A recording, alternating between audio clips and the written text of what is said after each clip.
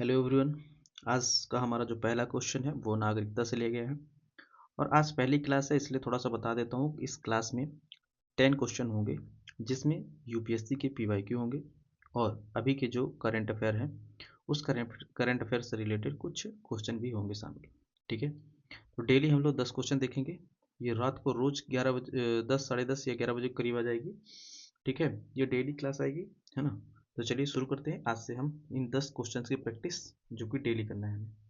तो पहला क्वेश्चन हमारा है कि नागरिक की जो है नागरिकता कब समाप्त हो सकती है, ये हमें बताना है। ठीक है, वह यदि 5 वर्षों से सामान्य रूप से भारत से बाहर निवास कर रहा हो या भारत के संविधान के प्रति अनादर व्यक्त किया हो, पंजीकरण या प्राकृतिक नागरिकता के 5 वर्षों के दौरान नागरिक को किसी भी देश में 2 वर्ष का क्या कारावास हुआ हो।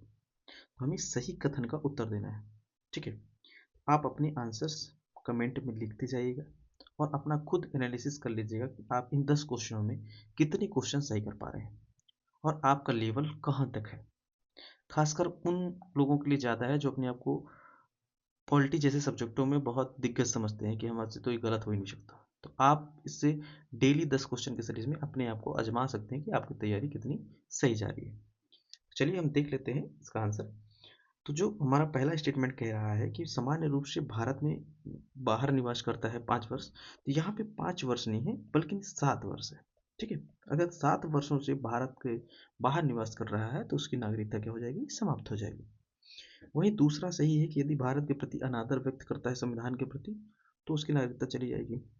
तीसरा स्टेटमेंट जो हमारा है, पंजीकरण और प्राकृतिक नागरिकता के हिसाब से जो 5 वर्षों के दौरान किसी नागरिक को अगर 2 वर्ष की सजा होती है तो भी उसकी नागरिकता क्या हो जाएगी, समाप्त हो जाएगी। तो हमारा दूसरा और तीसरा कथन सही है। इस प्रकार से हमारा ऑप्शन नंबर सी सही होता है। ठीक है, नेक्स्ट क्वेश्चन है। नेक्स्ट क्वेश्चन हमारा मूल संरचना से है। ठीक है, बेसिक स्ट्रक्चर से है। तो इसमें बोला गया है कि सर्वप्रथम मिनर्वा मिल बाद में प्रस्तुत किया गया था।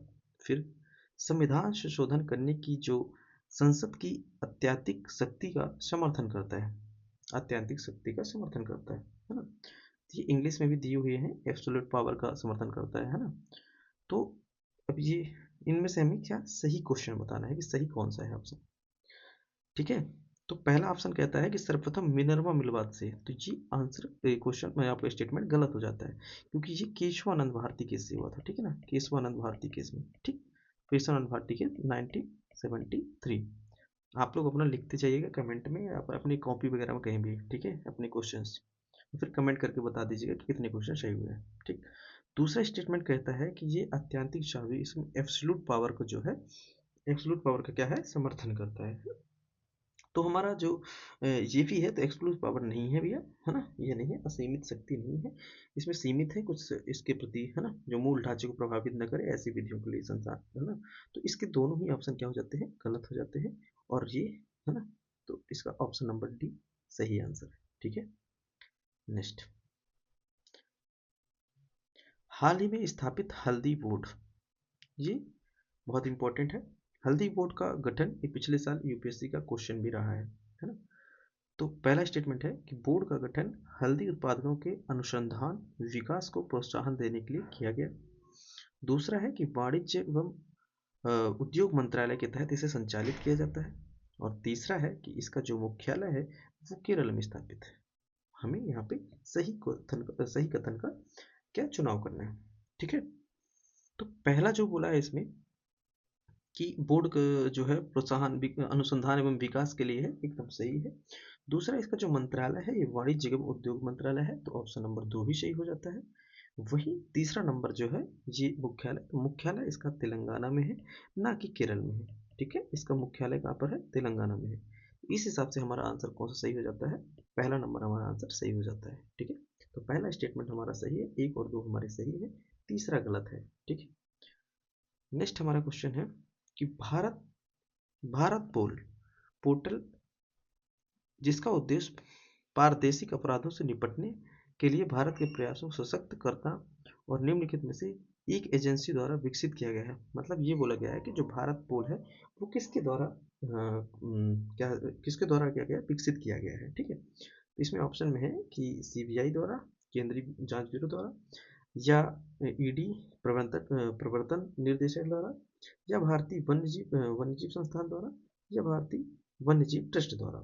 तो अभी इसका आंसर जो हो जाएगा वो हमारा आंसर है सीबीआई द्वारा। ठीक है, इंटरपोल एक वैश्विक संस्था है जो पारदर्शिक, जो मतलब अपराध जो होते हैं, अपराधों को निपटने के लिए काम करता है, वो इंटरपोल। तो इंटरपोल में है जो हमारा भारत का सीबीआई है वो शामिल है। तो भारत ने ही इंटरपोल की तरह ही भारत पोल पोर्टल क्या किया है, लॉन्च किया है। ठीक है, तो किसने किया है, सीबीआई। ऑप्शन नंबर ए सही है। नेक्स्ट आता है क्वेश्चन नंबर 5 नंबर क्वेश्चन में कहता है भाषाई अल्पसंख्यक वर्गों के लिए विशेष अधिकारी के संदर्भ में हमें कथनों का चुनाव करना है। ठीक है, पहला कथन है कि भारत के राष्ट्रपति द्वारा नियुक्त एवं संवैधानिक पद है।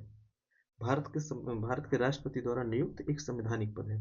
ठीक है, नेक्स्ट है कि संविधान के तहत भाषाई एवं धार्मिक अल्पसंख्यक वर्गों के लिए उपबंधित रक्षोपाय से संबंधित सभी मामलों का अन्वेषण कर सकता है। तो प्रयुक्त में से हमें सही कथन बताना है कि कौन सा सही कथन है। ठीक है, तो जैसा ये संवैधानिक पद है, ठीक है, भाषाई अल्पसंख्यक के द्वारा, ये सही है क्योंकि ये आर्टिकल 350 ए में इस विशेष अधिकारी का वर्णन है। ठीक है, तो जो आर्टिकल्स में जिसका वर्णन होता है वो क्या हो जाता है, संवैधानिक होता है। ठीक है, ये मूल संविधान में नहीं था। ठीक है, इसे सातवें संविधान संशोधन द्वारा 1956 में, ठीक है, 1956 में संशोधन किया गया था इसमें। ठीक है, संविधान में, और भाग 17 के तहत आर्टिकल 350 ए जोड़ा गया, और जो भाषाई अल्पसंख्यक थे उनके लिए विशेष अधिकारी का प्रावधान किया गया था।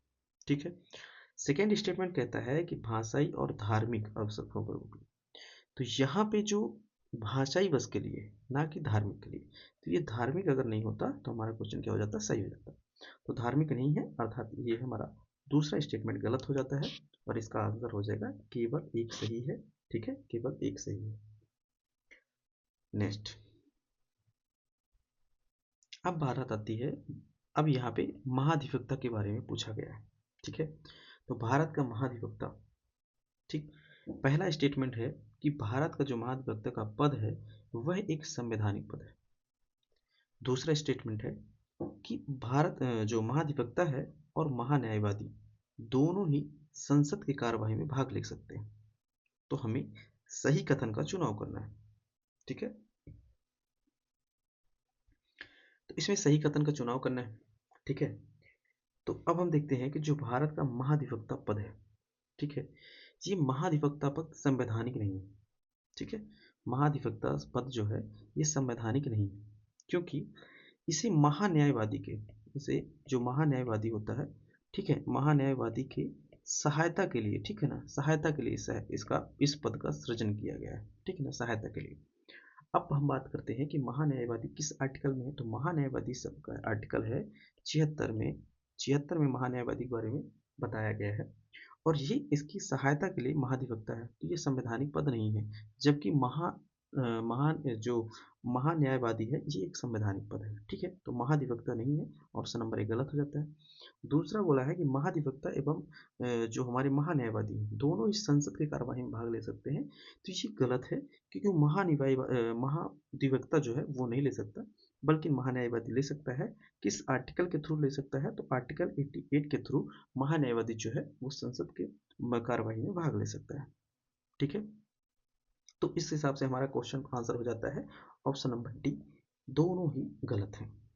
ठीक है, अब हम नेक्स्ट क्वेश्चन पे चलते हैं। तो 7वां क्वेश्चन है हमारा, ये उद्देश्य का अर्थात प्रस्तावना से है। तो पहला कथन है कि उद्देश्य का प्रकृति में न्यायिक है। दूसरा, उद्देश्य का संविधान का एक भाग है। तो उपरोक्त कथनों में से हमें कौन सा कथन सही है ये बताना है।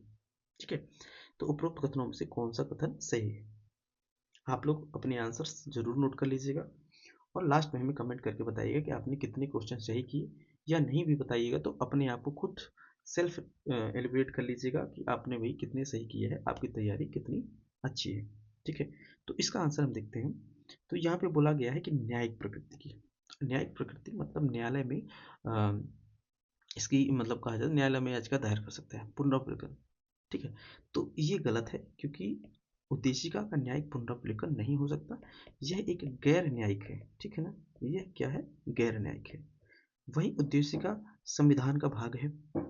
ठीक है, क्या बोला कि उद्देशिका क्या है, संविधान का भाग है, तो ये सही है क्योंकि हाँ, क्योंकि ये तो सही है, ये संविधान का भाग है।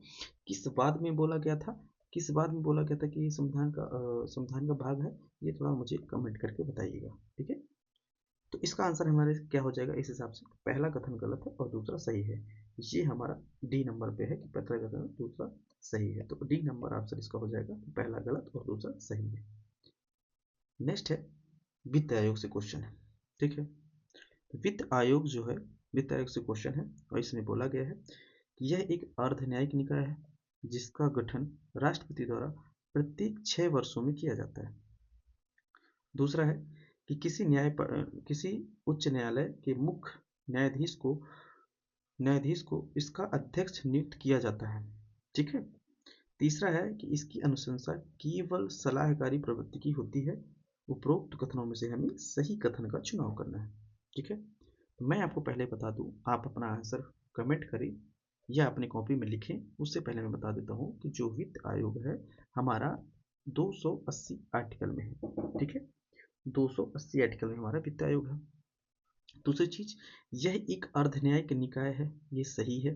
ठीक है, और इसका गठन राष्ट्रपति के द्वारा 6 वर्षों में नहीं बल्कि 5 वर्षों में किया जाता है। ठीक है ना, 5 वर्षों में इसका गठन किया जाता है। इस हिसाब से पहला नंबर स्टेटमेंट गलत हो जाता है। ठीक है, फिर स्टेटमेंट नंबर दूसरा हमारा आता है।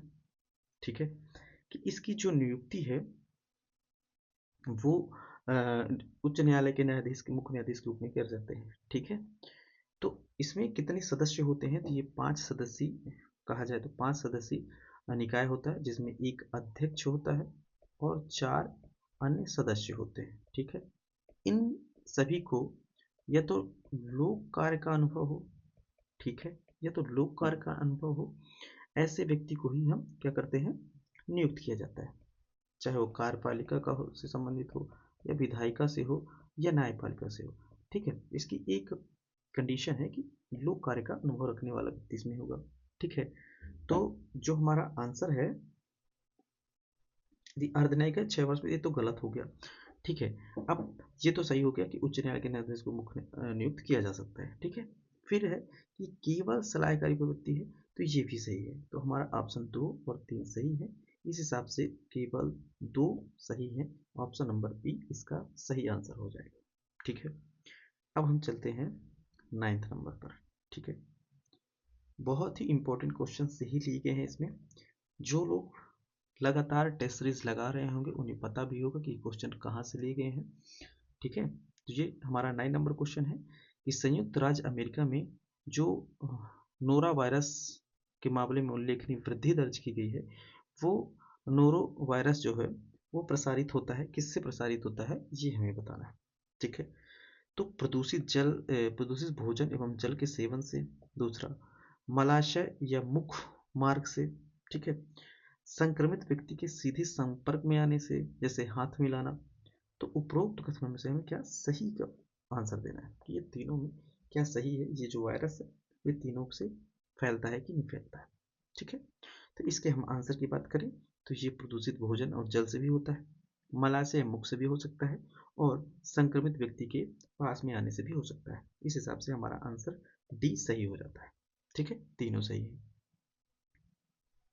नेक्स्ट क्वेश्चन है हमारा, नेक्स्ट और लास्ट क्वेश्चन है आज कि बालकों के स्वास्थ्य विकास के लिए अवसरों को सुनिश्चित करना, आय प्रतिष्ठा और सुविधाओं और अवसरों में असमानता को कम करना, पर्यावरण संरक्षण संवर्धन, वन एवं वन्य जीव की रक्षा करना। उपरोक्त में से कितने नीति निर्देशक तत्व को 44वें संविधान संशोधन द्वारा जोड़ा गया था। ठीक है, अब हम तब तक आप अपना आंसर कमेंट करें, उससे पहले हम थोड़ा इसके बारे में डिटेल से बात कर लेते हैं कि जो डीपीएसपी है इस पे कितने बार, तो अभी तक में केवल 4 बार ही इसमें संशोधन किया गया है। ठीक है, 4 बार संशोधन किया गया है। कब कब किया गया है? तो इसे सबसे पहले 42वें संविधान संशोधन से किया गया, फिर 44वें में किया गया, फिर 86 अमेंडमेंट किया गया, फिर 97 अमेंडमेंट किया गया।